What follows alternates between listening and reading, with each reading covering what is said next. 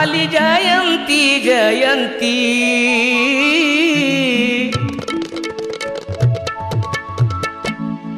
आली जयंती जयंती आली जयंती जयंती भीमा माऊलीचा सण आली जयंती जयंती भीमा माऊलीचा सण अस्तुरीच्या साडीवर शोभे पिंपळाच पान अस्तुरीच्या साडीवर शोभे पिंपळाच पान आली जयंती जयंती भीमा माऊलीचा सण अस्तुरीच्या साडीवर शोभे जय जय जय जय जय भीम जब तक सूरज चांद रहेगा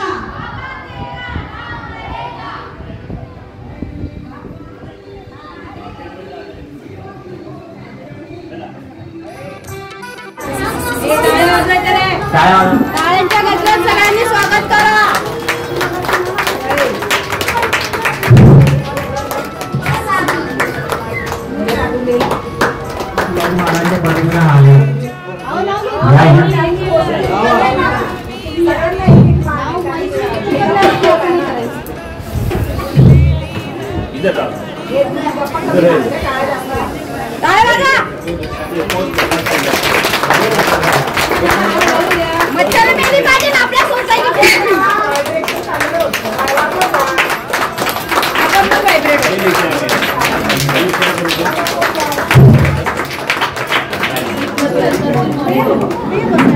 भाऊ दीप जोडले जाते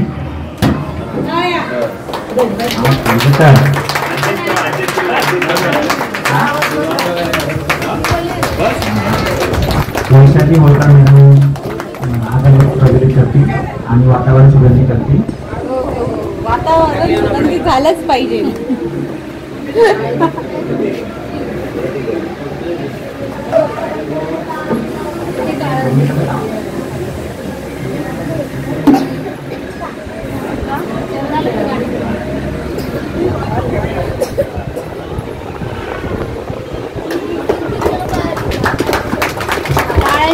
सगळ्यांनी स्वागत करा. जाधवबाई बुद्धांना पुष्पहार अर्पण करतील. या जाधवबाई या.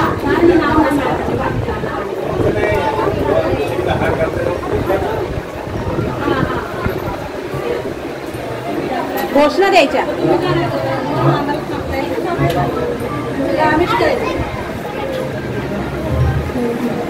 जय भीम. डॉक्टर बाबासाहेब आंबेडकरांचा, भगवान बुद्धांचा, छत्रपती शिवाजी महाराजांचा.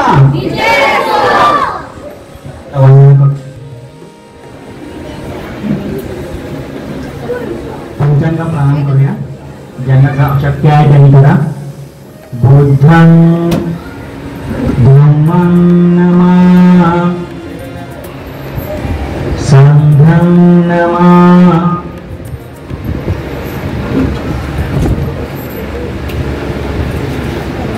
नमो तस्सा भगवतो अरहतो सम्मा सम्बुद्धस्स. नमो तस्सा भगवतो अरहतो सम्मा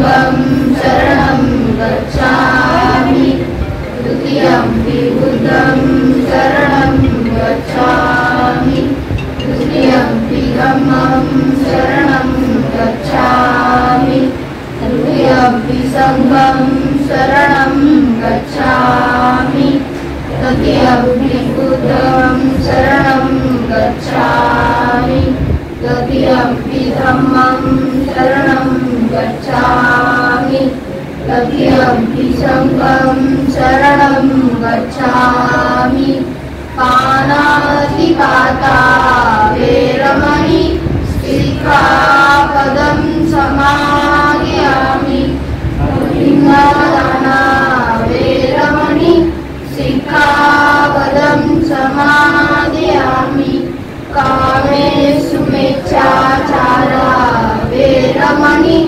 सिक्खापदं समादयामि मुसावादा वेरमणि सिक्खापदं समादयामि वेरमज्ज प्रमाणठाना वेरमणि सिक्खापदं समादयामि साधु साधु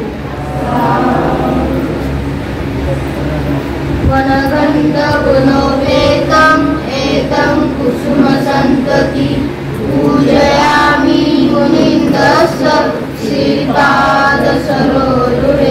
पूजेमि बुद्धं कुसुमेन नेनं युवेन मे तेन लभामि मोक्षम् उक्तं मिलायति यदा इदं मे कायो तथा याति विनाशभाव घनसारपदीतेन दीपेन दमदंसिना त्रिलोकदीपं सम्भूतं पूजयामि तमोदं सुगन्धिकाय वदना अनन्तगुणवन्दिना सुगन्धिनाः गन्धेः पूजयामि तथागतं बुद्धं धम्माच सङ्गच्छ सुगततनुभवा धातवो धातुकपे लङ्काय जम्बुद्वीपे इदसपुरवरे नागलोके चितूपे सपे विभूतं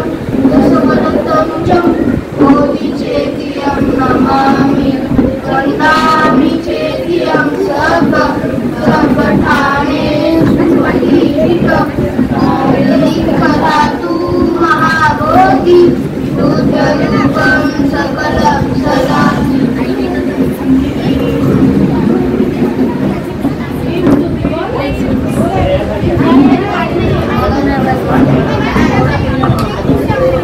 स्मृती घ्या दिव्य प्रभरण तू साधु वरदान तू आद्य कुलभूषण तू भीमराजा सकल विद्यापती ज्ञान सत्संगती शास्त्र शासनमती बुद्धि तेजा पंकजा नरवरा रत्न स्वजन हितरा भगवंत आमचा खरा मार्ग साधा चौदार संगरी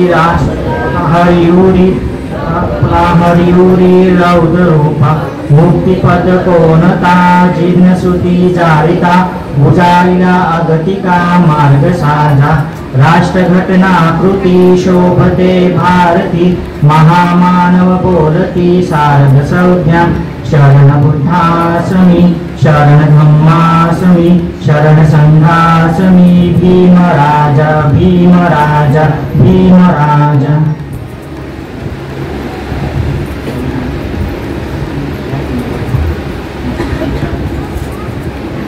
भारतीय घटनेचे शिल्पकार बोधिसत्व भारतरत्न भारत विश्व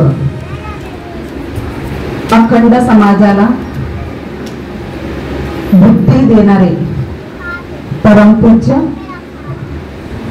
डॉक्टर बाबासाहेब आंबेडकर यांच्या जयंतीनिमित्त इथे जमलेल्या महालक्ष्मी गार्डन मधील व ॲम्बिशियन परिसरातील सर्व सदस्यांचे मनपूर्वक स्वागत.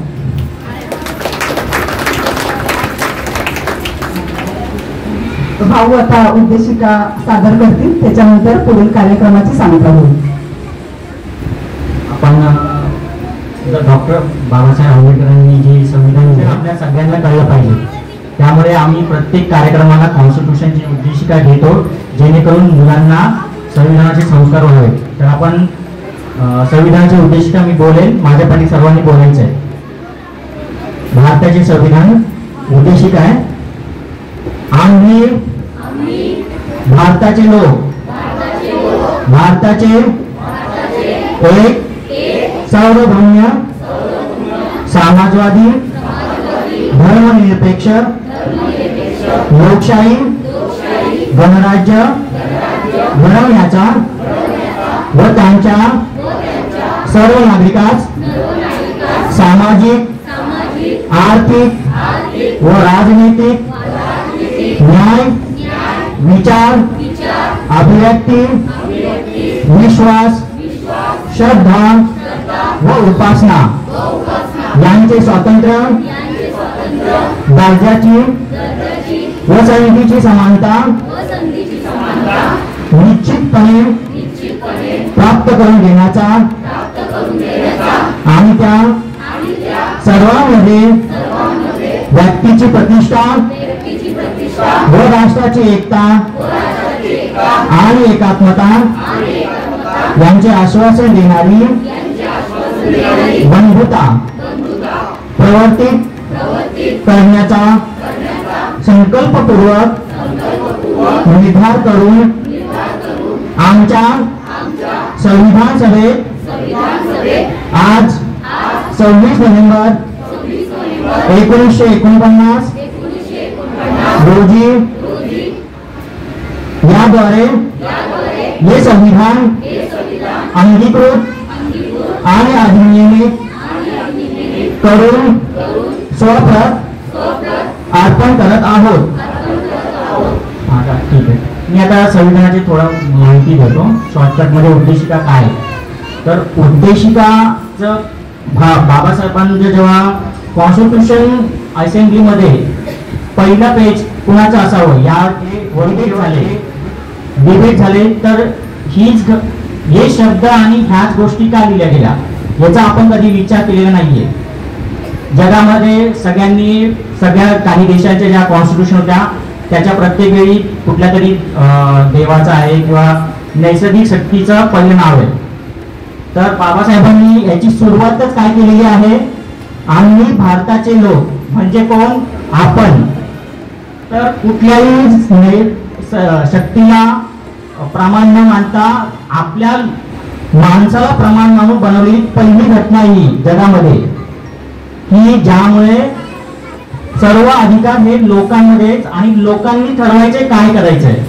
त्यामुळे सर्वात पहिलं आम्ही भारताचे लोक यावरती जे डिबेट झालं त्यावरती भरपूर लोकांची मतमंतर होते की वेगवेगळ्या देवांचे किंवा वेगवेगळ्या यांचे शब्द लावावे. पण बाबासाहेबांनी सांगितलं की माणसाचं जे पूर्ण स्वातंत्र्य आहे ते कुठल्याही व्यक्तीच्या किंवा कुठल्याही अशा नैसर्गिक शक्तीच्या अधीन नाही द्यायचं. प्रत्येक माणूस हा स्वतंत्र आहे, विचाराने स्वतंत्र आहे. तर त्याने ठरवायचं आहे की त्याने आपले विचार, आपली श्रद्धा, आपलं मत कुणाला द्यायचं. म्हणून सर्वात पहिला जे शब्द आहे आम्ही भारताचे लोक म्हणजे कोण, आपण स्वतः.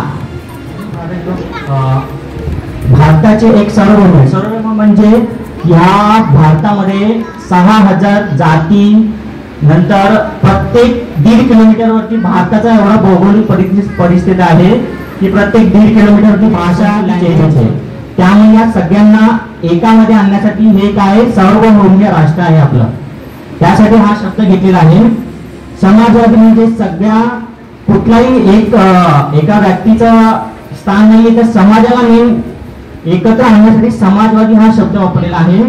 धर्मनिरपेक्ष म्हणजे कुठल्याही धर्माचा हे असणार नाही. आपण भारतीय संविधान हे पूर्ण विज्ञानाच्यावर आधारित आहे. बुद्धाचा धम्म पण हा पूर्ण विज्ञानावरती आधारित आहे. आपण सगळ्यांनी एकत्र राहण्यासाठी आणि प्रत्येकाला धर्माचं स्वातंत्र्य आहे. ज्या व्यक्तीला प्रत्येकाला आपला धर्म, श्रद्धा, उपासना त्याची श्रद्धा जी कोणावर असेल त्याला त्याचं मानण्याचा अधिकार दिलेला आहे. आणि असं राष्ट्रामध्ये आपण प्रत्येकाला सामाजिक न्याय देणार आहोत. आर्थिक न्याय, राजनैतिक न्याय, या सगळ्या गोष्टीचं आपलं कॉन्स्टिट्यूशन हे त्यांना हे करतं की आम्ही तुमची जबाबदारी घेतोय की आम्ही ह्या गोष्टी आमच्या कॉन्स्टिट्यूशन द्वारे देणार आहोत.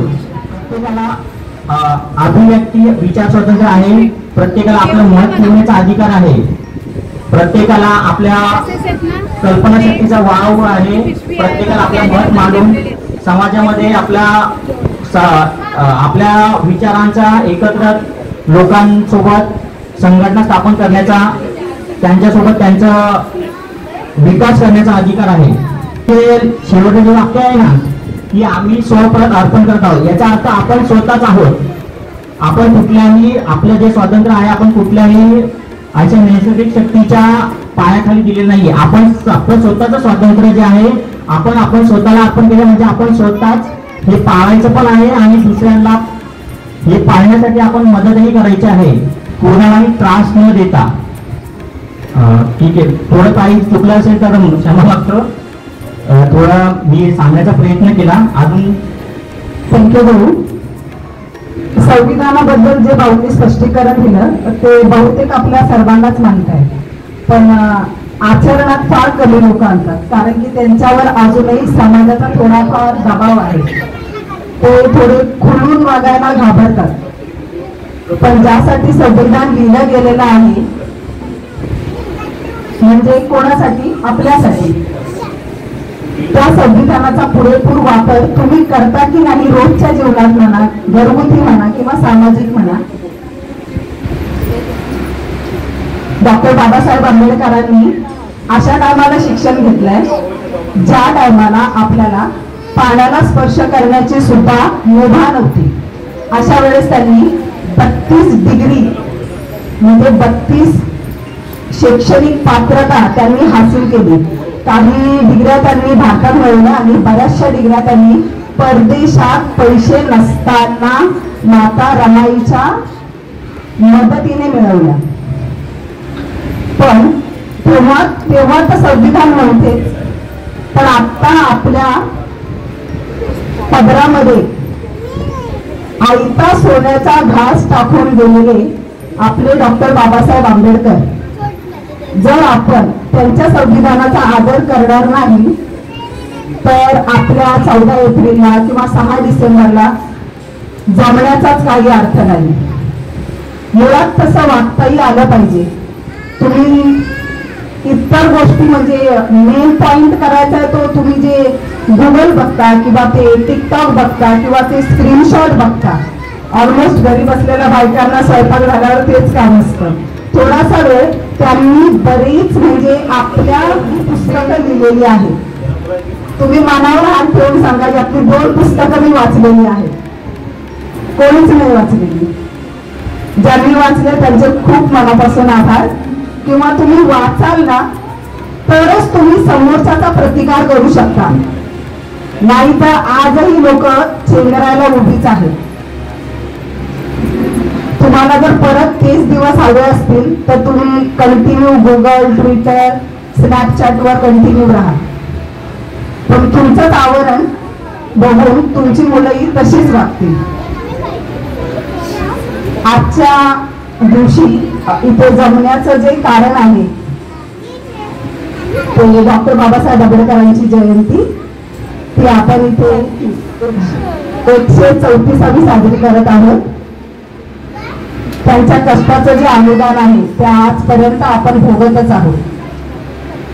संविधानाने किंवा त्यांनी जे काही लिहिलं ते कोणा एका व्यक्तीसाठी लिहिलेलं नाहीये. बरेच पराकाष्ठ करून, खूप संकटांवर मात करून हर एक व्यक्तीच्या सुखाचा त्यांनी संविधानात उल्लेख केलेला आहे. डॉक्टर बाबासाहेब आंबेडकरांनी जेव्हा बुद्ध धर्म स्वीकारला, काही लोकांनी फक्त बाबासाहेब आंबेडकरांवरती विश्वास ठेवून बुद्ध धर्म स्वीकारला. तेव्हा आपल्या लोकांकडे शिक्षण नव्हतं. तेव्हा बुद्धांनी सांगण्यासाठी आपल्याकडे एकच माणूस होता, ते म्हणजे डॉक्टर बाबासाहेब आंबेडकर. आणि आपण जे आपण जे अस्पृश्य समाज होतो, आपण त्यांच्या मार्गावर चाललो. बाकीचा जो समाज आहे त्यांनी ह्या धर्माला न स्वीकारता पहिले जसे राहत होते तसेच ते आहेत, पण तरीही ते एससी आहेत, त्यांना बुद्धिस्ट किंवा असं बोलून घ्यायचं नसतं, असं तो त्यांचा प्रश्न आहे.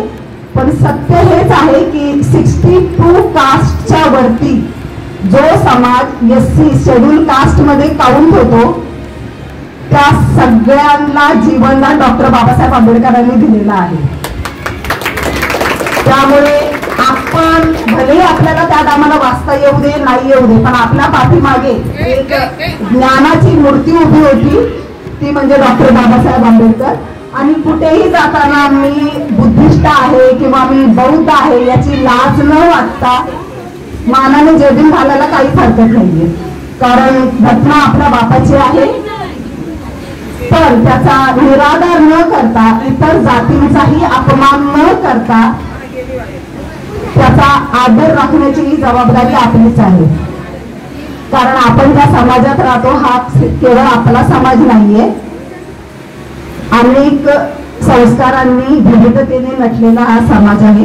सगळ्या समाजाचा आदर आपण केला पाहिजे. पण आपल्याला जर कोणी तिरक जात असेल तर त्याला तिरक्यातच जाऊन दोन देण्याची पण तयारी आपली पाहिजे. याच्यासाठीच ते संविधान लिहिलेलं आहे की शिका, संघटित व्हा. एवढंही करून जर तुम्हाला कोण वाकडं जात असेल तर संघर्ष करा. टिंबनी टिंब कसानी असा वागावा आणि करावा आणि वापरावा, हे सगळं डॉक्टर बाबासाहेब आंबेडकरांनी लिहिलेलं आहे. आता इथे बसलेल्या कोणाला एकाला जर सांगितलं ना की तुम्ही कविता बनवा, 2च लाईनीची बनवा, अर्धा तास घेतली, 2च लाईनीची मराठीत कविता बनवा, तुमच्या परिवारावर बनवा, तुमच्या मुलांवरती बनवा. अख्ख्या भारतासाठी प्रत्येक जानवरापासून ते काय होतात निसर्गाच्या आपत्तीपर्यंत संघटनेत सर्व लिहिलेलं आहे. इतका हुशार माणूस आपल्या पाठीशी उभा असताना आपण इतरांना घाबरायची गरजच नाहीये मला वाटतं. आणि घाबरायचं तरी कशाला? आम्हाला इज्जत द्या आणि मी इज्जत देऊ, बरोबर की नाही? आणि आपल्याला तेच अपेक्षित आहे, कारण आपल्याला ते पहिले दिवस आणायचे नाही. लाचारी नको, मेन म्हणजे लाचारी नाही पाहिजे की तू हा म्हटला म्हणून मी पण हा म्हणतो, तू नाही म्हटला तू माझा मित्र आहे, तू माझा लंगोटी यार आहे, हे सगळं अगदी वेगळं. पण जर का कोणी तुमच्या धर्मावरती किंवा तुमच्या जातीवरती किंवा तुमच्या राहणीमानावरती कोणीही उंगली करत असेल किंवा पॉइंट आउट करत असेल तुम्हाला, तर त्या ठिकाणी तुम्हाला जो संविधानाने हक्क दिला आहे बोलण्याचा, तिथे बोला. तिथे गुंग राहून फायदा नाहीये, मग तिथे संविधानाचा फायदा नाही, तुम्ही बुद्धिस्ट असण्याचा तर अजिबातच फायदा नाहीये. मग त्यापेक्षा तुम्ही कोणत्या कार्यक्रमात सहभागी होऊ नका आणि आम्ही जयभीम आहो हेही दाखवू नका. प्रत्येक व्यक्तीमध्ये ही क्वालिटी असायला पाहिजे असं काही हरकत नाहीये, पण जिथे बोलायचं आहे ना तिथं बोलणं शार्प गरजेचं आहे.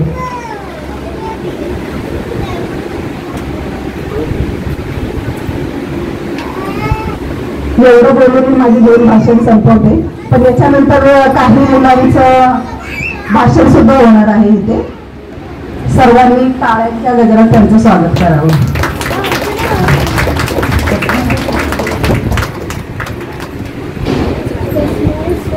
आपल्याला कोणी एकाने यावं.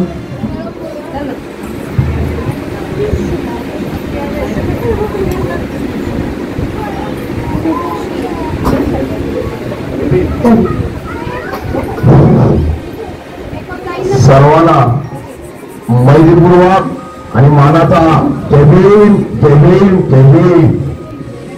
विश्ववंदनीय तथागत महाकारुणी भगवान गौतम बुद्ध, भारतीय घटनेचे शिल्पकार परमपूज्य नेते डॉक्टर बाबासाहेब आंबेडकर, हिंदवी स्वराज्याचे आर्य दैवत, त्यांनी 18 जाती एकत्र केले हिंदुस्थानाचे प्रेरनेते छत्रपती शिवाजी महाराज, शिक्षणाचे प्रेरनेते महात्मा ज्योतिबा फुले, सावित्रीबाई फुले, माता रमाई, माता भीमाई, माता जिजाऊ, कवी संत तुकडोजी महाराज, शाही अण्णाभाऊ साठे या सर्व महापुरुषांना, महामानवांना आणि राष्ट्रमातांना माझा त्रिवार अभिवादन. आज महाराष्ट्री गार्डन या सोसायटीमध्ये सर्व धर्म बांधव, उपासक उपासिका, पहिल्या प्रथम आपल्या बापाची जयंती आहे. आपल्या बापाची जयंती आहे. त्यासाठी मी आवर्जून म्हणतो की आज एकटा व्यक्ती, एकटा महामानव, एकटा महापुरुष ह्या जगी 134 वर्ष झालेली आहेत, जे आज बाबा आपल्याला सोडून गेले तरी अमर आहेत. आणि त्यांची जयंती 134वी, ती पण 14 एप्रिल पासून ते मेच्या 30 तारखेपर्यंत अशी महामानवाची जयंती या देशभरात, या देशाच्या बाहेर आज 134वी जयंती निमित्तानं जमलेले सर्व माझे माता भगिनी, उपासक उपासिका, समाज बांधव, तुम्हाला या जयंती निमित्ताने मला हार्दिक शुभेच्छा देतो. आणि मी आपल्या धर्म भगिनींनी जे काही गोष्टी सांगितल्या खरोखर तंतोतंत जुळण्यासाठी आहेत. तुम्ही मुळे राम आणि बगल में छुरी असं कुठेही वागवा आणि वापर करू नका. तुम्ही आपण जय भीम पाहिजे, कारण त्यासाठी बाबासाहेबांनी म्हटलेलं आहे, अरे क्रांतिकारी जय भीम. बघा, हे रक्तात असलं पाहिजे, नाहीतर आपण मनात एक आणि डोक्यात एक. मनात काय जय भीम, डोक्यात गणपती बाप्पा. मी असं कुणाच्या जाती धर्माचा अपमान करत नाहीये, पण मला एवढं म्हणायचं इच्छितो की जेव्हा आपला कार्यक्रम असतो तर आपल्या कार्यक्रमावरती संबोधित राहा, आपल्या कार्यक्रमावरती फोकस टाका आणि आपल्या कार्यक्रमाला कुठेही गालबोट लागता कामा. आपण हा कार्यक्रम कसा व्यवस्थित पार पाडला पाहिजे हे सर्वांनी आपण जाणीवपूर्वक काळजी घेतली पाहिजे. आता आपल्या धर्मभगिनी म्हणाल्या की काही मनोवादी आहेत असे की त्यांना अजूनही सुद्धा बाबासाहेब कळाला नाहीये. आणि हा बाप आमच्या एकटा बौद्धांचा नसताना साऱ्या भारत देशाचा बाप आहे तो भीमराव रामजी आंबेडकर, ज्याची आज आपण पती दिलेली आहे डॉक्टर बाबासाहेब आंबेडकर. या बाबासाहेबांचं खरं नाव जर आपल्याला कल्पना नसेल तर मी थोडा दलित पंथाचा व्यक्ती आहे, थोडंसं माझं रक्त आणि दिशा वेगळी जाते तर सॉरी बोलेन, पण त्यांना माहिती नाही आहे बाबासाहेबांचं मूळ नाव काय भीमराव रामजी आंबेडकर. आणि त्यांनी या देशाला एक महान ग्रंथ दिला, संविधान. आणि त्या संविधानाचा आज आपल्यावरती सर्वांवरती असा प्रकाश पडलेला आहे की सर्वांना समानतेचा हक्क भेटलेला आहे. तरी फक्त आम्ही अन्याय अत्याचार झाला, एखाद्याच्या महावस्तीला, बौद्ध वस्तीला कोणी अतिक्रमण केला तरी फक्त बौद्ध संघटना पाठवली जाते. आणि असे का वागता तुम्ही? तुम्हाला माहिती पाहिजे या बाबासाहेबांनी बौद्ध समाजाला जे अनुदान दिले त्यापेक्षा जास्त अनुदान आणि जास्त तुम्हाला वाटाणी त्याला म्हणतात हे आपला दर्जा हा तुम्हाला दिलेला आहे. मी एवढं सांगू इच्छितो की आज मला तुम्ही ते बोलण्याची संधी दिलीत आणि खूप छान असा मोठा कार्यक्रम झाला. मी आम्ही मध्ये जस्ट 1 वर्ष झाले राहायला आलो, परंतु त्याच्यामध्ये मी मुंबईला वडीला राहत होतो. पण इथली जी मी संघटना पाहिली आणि इथली जी ताकद पाहिली, इथली पॉवर पाहिली, खरोखर अद्भुत बोलतो, शब्द कमी पडतील. आणि खरोखर आमच्या धर्मभगिनी बोलल्या की आपण आणि आपल्या इमारती शेजारी झाले तरी आपली एकच जयंती, ती आपल्या बापाची जयंती आहे. मग ते ॲम्बिशन मध्ये असू द्या, पनवेल असू द्या किंवा महाराष्ट्री गाड्यामध्ये असू द्या, शेवटी ही जयंती आपल्या बापाची आहे, ती बापाची साजरी होणारच. आणि मी इथे म्हणून सांगतो, नमो बुद्धाय, जय Bhim.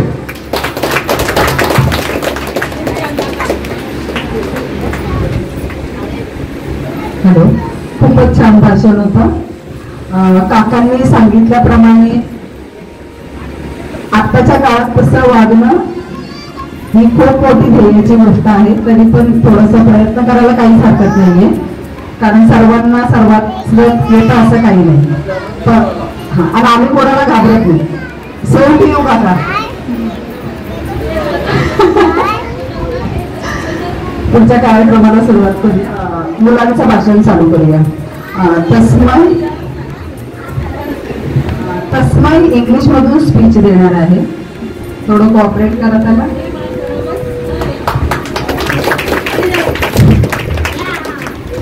Good morning all of you. My name is Tasmay. And caste system and his efforts for educating women and other oppressed caste people. He and his wife were the pioneers of education of women. Mahatma Phule started his school for girls on 1848 in Bidewadi at Pune.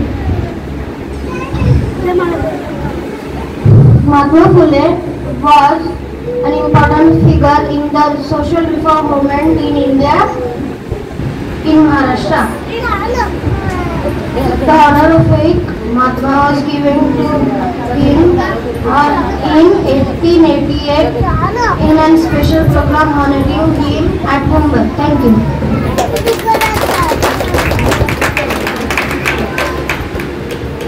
Swaraj आता पुढील speech घेईल. सर्वांना मानाचा जय भीम. माझे नाव स्वराज विनोद जाधव. मी आज doctor Babasaheb आंबेडकरांवर 2 शब्द बोलणार आहे. डॉक्टर बाबासाहेब आंबेडकरांचा पूर्ण नाव भीमराव रामजी आंबेडकर असे होते. त्यांचा जन्म 14 एप्रिल 1891 रोजी मध्य प्रदेश येथील मऊ या गावी झाला. त्यांच्या वडिलांचे नाव रामजी व आईचे नाव भीमाबाई होते. डॉक्टर बाबासाहेब आंबेडकरांनी त्यांच्या शालेय जीवनात 18 तास दररोज अभ्यास करायचे. ते भारतीय राजघटनेचे शिल्पकार होते. त्यांनी भारतीय लोकांना शिका, संघटित व्हा आणि संघर्ष केला हा शब्द दिला. त्यांनी ES 1920 मध्ये लोकनायक नावाचे वृत्तपत्र सुरू केले. त्यांनी ES 1920 मध्ये भारतीय सरकारकडून भारतरत्न पुरस्कार भेटला.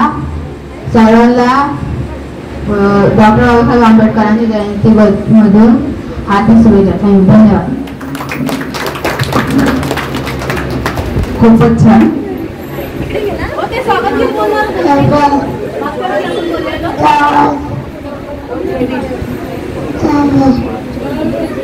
येतात का त्या?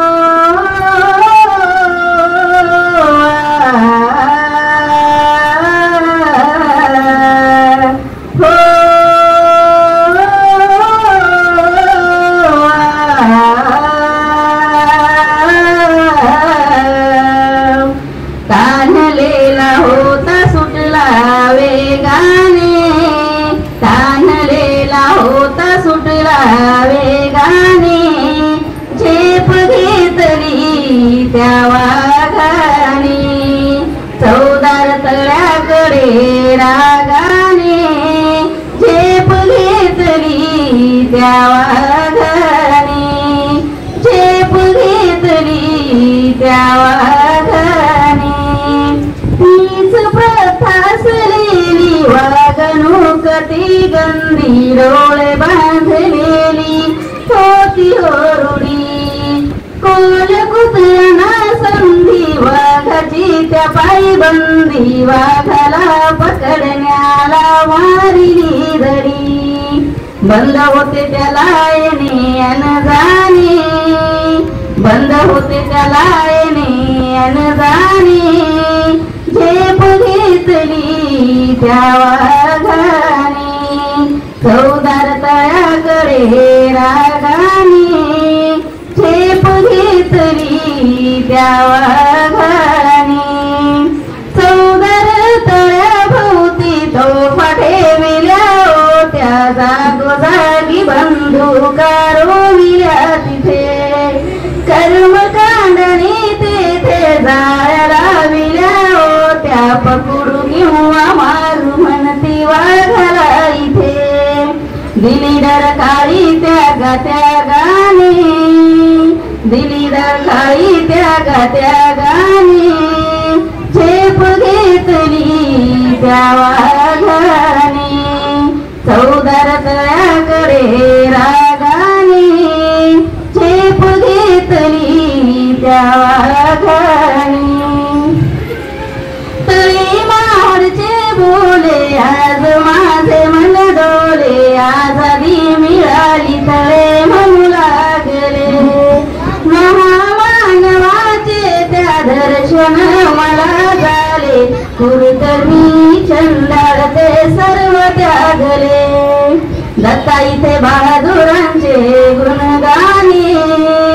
दत्ता इथे बहादुरांचे गुणगाने झेप घेतली त्या वाघाने चौदार तळ्याकडे रागाने झेप घेतली त्या वाघाने झेप घेतली त्या वाघाने जय भीम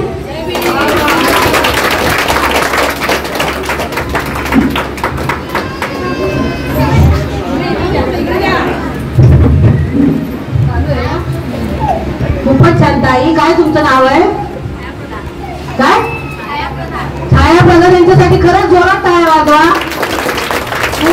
खूपच छान तसं आमच्या या धम्म भगिनी मगाशी बोलल्या किंवा ते काका त्यांचं खरंच भाषण खूप छान होतं मी आपल्या लेडीजसाठी थोडंसं सांगू इच्छिते आपल्या बापाने तर काका बोलले बापानेच म्हणायचं कारण ह्यांच्यापेक्षा आपला उद्धार कोणीच केला नाही सूर्य तेव्हा पण उगवत होता पण आपल्यासाठी कोणी काही केलंय का केलंय कोणी फक्त ह्या एका महामानवाने आपल्यासाठी केलंय त्यांच्यासाठी त्याच्यानंतर जेव्हा आपल्याला त्यांनी स्वाभिमानाने जगायला शिकवलं की 100 दिवस शेळी होऊन जगण्यापेक्षा एक दिवस वाघ बघून जगा दिलंय ना किती जण त्याचं पालन करतात बरं कळत असेल तुमची इच्छा तर आपल्याला स्वाभिमानानेच जगायला शिकवलंय तर स्वाभिमानानेच जगायचं कोण बोलतंय नाही बोलतंय आपण आपलं सोडायचं नाही या महामानवाने आपल्याला याच्यातून बाहेर काढलेलं आहे हे लक्षात ठेवायचं समजले की नाही कोणाला काय राग आला असेल तर तिथेच सोडा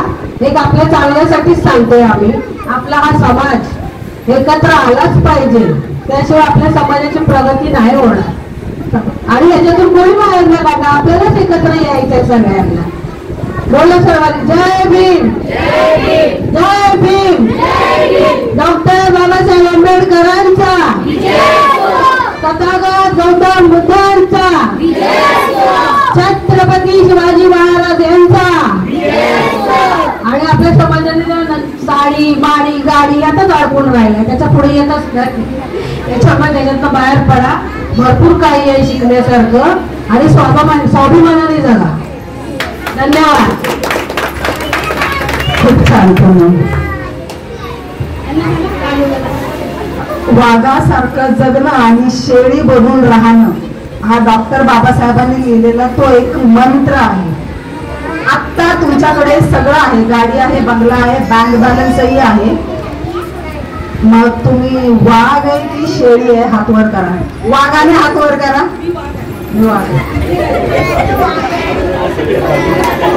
आजचा दिवस वाघांचा आणि कोण शेळी असेल त्यांनी पण हात वर करा कोण दादा नाही करणार ना हा आपल्याला पाडायसाठी ना जर ज्ञान असेल ना तर गिधाडांना एकत्र व्हावं लागेल गिधाडं म्हणजे समजतात ना जे टपलेले आहे तुमचा कमकुवतपणा बघण्यासाठी किंवा तुम्ही कमकुवत होता हे पाहण्यासाठी जे टपलेले आहे त्यांना गिधाडं म्हटलं जातं तर शेराला फाडण्यासाठी गिधाड बनावं लागेल तर इथल्यापैकी कोण गिधाड आहे का जे आपल्याच माणसाला फाडतील आहे का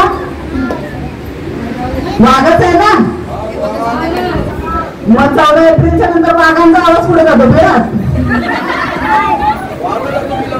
आहे ना अख्खा वाघच बिळात विचारात जातो, आय्या याला काय म्हणेल त्याला काय म्हणेल. तुम्ही जेव्हा चुकीचं बोलता ना तेव्हा तुम्ही घाबरता की याला काय वाटेल आणि त्याला काय वाटेल.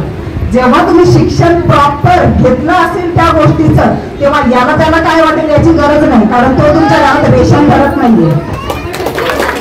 त्यासाठी तुम्हाला ते ट्विटर आणि स्नॅपचॅट बघण्यापेक्षा या 2 गोष्टी वाचल्या ना तर तिसऱ्या दिवशी त्या माणसाला किंवा समाजात तुमच्याच व्यक्तीला समजून सांगताना अभिमान वाटेल की मला माझ्या धर्माबद्दल 2 गोष्टी माहिती आहेत. त्यामुळे बाजूचा आपल्याबद्दल काय विचार करतो, आपल्याला एकत्र सोसायटीत राहायचंय सवालच येत नाही. आपण आपल्याबद्दल बोलतोय ना, आपण त्याच्याबद्दल काही उच्चारतच नाहीये. मग त्याला राग येण्याचा प्रश्न किंवा त्याचा मन दुखेल, त्याचा अपमान होईल याची काळजी आपण का करायची. त्यानेही तेवढीच काळजी करायची जेव्हा तो त्याच्याबद्दल बोलत असेल किंवा तो त्याच्या XYZ बद्दल बोलत असेल. त्यांनी आपलं मान राखला पाहिजे आणि आपण त्याच्या धर्माचा मान राखला पाहिजे. डॉक्टर बाबासाहेब आंबेडकरांनी एकच सांगितलंय की धर्म मानू नका. तुम्हीही धर्म मानू नका, तुम्ही फक्त मानवतेचा सल्ला माना आणि मानव बनून राहा. आता एक फॉर एक्झाम्पल सांगते, जर एक असा एकदम उच्च पदावरचा आहे तो चक्करने पडलाय रोडलाच पडलाय, पण तो एकदम त्याच्या टिंबटिंबाबद्दल एकदम तो कट्टर आहे. पण आपल्यासारखा माणूस जर बाजूने जात असेल आणि त्याने जर त्याला पाणी पाजलं तर तो मरेल की जगेल. बरोबर, तो ICU मधून जाण्यापासून वाचेल. पण त्याला जर कळालं अरे मी ज्याच्याबद्दल नेहमी वाद घालतो, ज्याच्याबद्दल मला तिरस्कार आहे, अशा माणसाने मला जीवनदान दिलं, तर मला तर वाटतं त्याला तिथंच अटॅक यायला पाहिजे. हाँ, खुशी के मारे नहीं दुख के मारे मैं किसके सहारे जी रहा हूँ. तर असा कोणी विचार नाही करणार ना, किंवा त्या डॉक्टरांनाही आपण सांगणार नाही मी XYZ चा आहे म्हणून, किंवा या XYZ ला मी पाणी पाजलं आहे म्हणून हा जगला आहे. इथे आली माणुसकी. आता सध्या धर्म कुठेही कामाला येत नाही. तुम्ही मोठ्या उच्च पदावर जा, गव्हर्नमेंटचा जॉब पाहिजे असेल आत्ताच्या काळामध्ये तुमची ओन टॅलेंट बघितलं जातं, किंवा तुम्ही तुमच्या गव्हर्नमेंट पदावरती तुमचं जर कोणी मम्मी पप्पा असतील ते जर एक्सपायर झाले तर तो कोटा खाली असेल तर तिथं तुम्हाला भरलं जातं. तो पण तुम्ही SC असाल तर. बुद्धा असू तर आपण अभिमानाने चढतो त्या जागेवरती, अरे माझ्या बापाची जागा आहे, अरे माझ्या आईची जागा आहे. हा दुसरा SC नाही म्हणणार, पण हे सगळं संविधानात लिहिलेलं आहे. SC शेड्यूल कास्ट वाल्यांना कोणताही जरी प्रॉब्लेम आला तर त्यांना त्या पदावर घेण्याची तरतूद लिहिलेली आहे.